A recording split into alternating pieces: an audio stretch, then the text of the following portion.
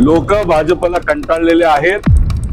2029 ला भाजपला कुठेतरी त्यांचा पराजय दिसायला लागला की 29 मध्ये वारं नक्कीच बदलणार आहे।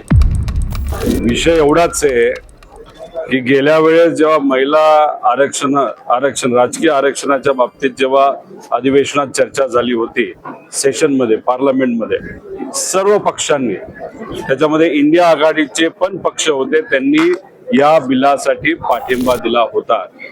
आज स्पेशल सेशन घेऊन महिला आरक्षणाचा मुद्दा फक्त पुढे करून भाजपला काय करायचं होतं तर भाजपला डिलिमिटेशन मध्ये हात घालायचा होता।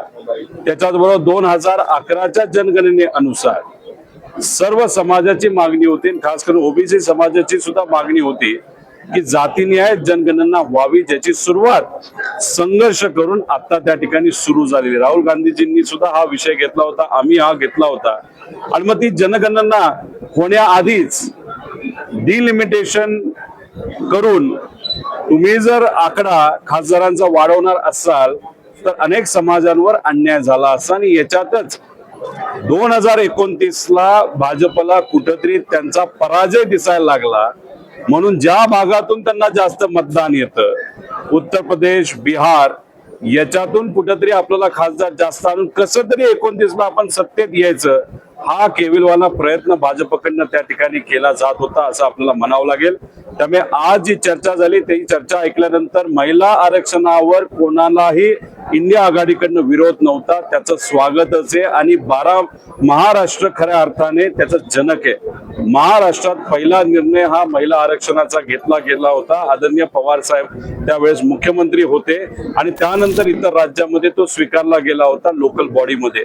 आणि इथं जेव्हा चर्चा होत असताना खरं डिलिमिटेशन मध्ये यांना त्या ठिकाणी हात घालायचा होता, जो त्यांना त्या ठिकाणी बाकी इंडियन आघाडींना योग्य वाटला नाही। उदाहरण घ्यायचं झालं तर महाराष्ट्रामध्ये खासदार हे 56% वाढत होते, आणि बिहारमध्ये खासदार हे 66% वाढत होते। मग महाराष्ट्र 56% आणि बिहार आणि उत्तर प्रदेश 66 आणि 70% जर वाढणार असतील, मग कुठेतरी यांचा खेळ होता की आकडे अशा ठिकाणी वाढवावे ज्याच्यात मतदान भाजपला जास्त होईल। आणि डिलिमिटेशनचा अभ्यास तुम्हाला करायचा असेल तर आसामचा अभ्यास करा, त्याच्यामध्ये ज्या पद्धतीने मतदारसंघ फोडलेत, खासदार लोकांपर्यंत पोहोचताच येत नाही, फक्त निवडणूक मिळावी, जिंकावी, आणि त्या पद्धतीने भाजपने तिथं खेळ खेळला होता। मी मनापासून सर्व लोक जे खासदार आहेत, ज्यांनी विधायक जे आहे ज्याच्यामध्ये डिलिमिटेशन हा खरा त्यांचा हेतू होता, या डिलिमिटेशनला विरोध केला, आणि जातीय जनगणना करण्या अगोदरच ते डिलिमिटेशन आणि आकडेवारी वाढवण्याचा प्रयत्न जो भाजपचा होता तो हाणून पाडला।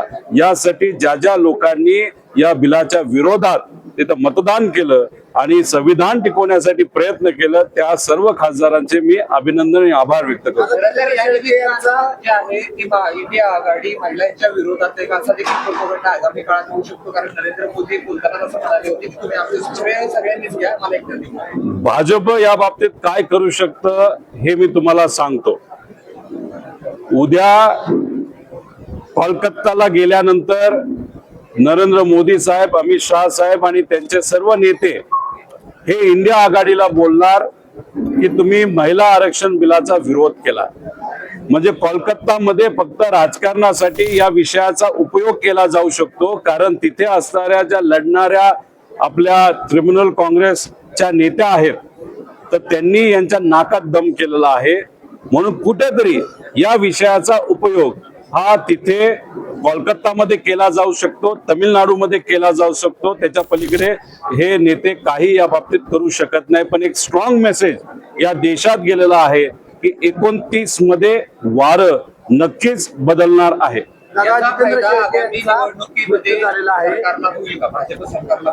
अजिबात होणार नाही। लोक भाजपला कंटाळलेले आहेत। हा जो काही खेळ आहे शब्दाचा, याच्यात कोणाचंही पोट भरत नाही, कुठल्याही युवाला नोकरी मिळत नाही, शेतकऱ्याच्या अडचणी सुटत नाही, आमच्या महिला ज्या सर्व आहेत माता भगिनींवर त्यांच्यावर जे अत्याचार चाललेत हे कुठेही त्या ठिकाणी जात नाहीत। त्यामुळे हा शब्दाच्या खेळालाच लोक त्या ठिकाणी कुठेतरी आता कंटाळलेले आहेत। लोकांचं मत आहे हाताला काम, महिलांना सुरक्षता, शेतकऱ्याचा विचार करा, विद्यार्थी युवांचा विचार करा, एवढंच या महाराष्ट्रातल्या देशातल्या सामान्य नागरिकांचं मत आहे. त्यामुळे कुठेही या बाबतीतला परिणाम होणार नाही. फक्त भाजप मात्र याच्यावर 100% राजकारण करेल. पण लोकांना कळलेलं आहे, इंडिया आघाडीचे सर्व पक्ष आहेत यांनी महिला आरक्षणाला विरोध केला नाही, पण डिलिमिटेशनला विरोध केलेला आहे. छुपा पद्धतीने कुठेतरी मतदारसंघ फोडून वेगळ्या पद्धतीचं राजकारण जे भाजप करणार होतं ते मात्र हाणून पाडलेलं आहे.